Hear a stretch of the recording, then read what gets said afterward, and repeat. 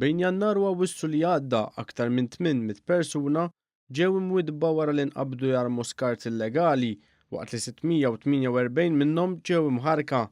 Is-Segretarjat Parlamentari għall-Gvern Lokali qal li din iż-żieda fit-twiddib ta' offiżi ambjentali hija frott il-bidla li l-uffiċjali tal-komunità ġew ittrasferiti mal-Lesa u b'hekk issa jinsabu aktar qrib il-bżonnijiet komunitarji.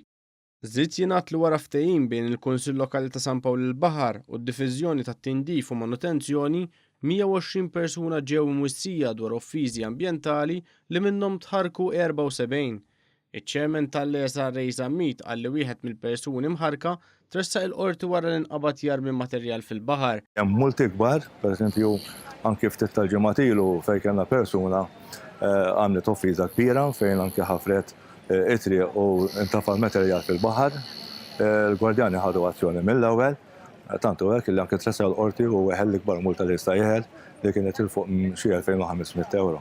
Ma nieħdux pjaċir intallaw flus mill-but tan-nies, però ovvjament l-infurzar li tisir u d-disciplina tidher li qiegħda ssir.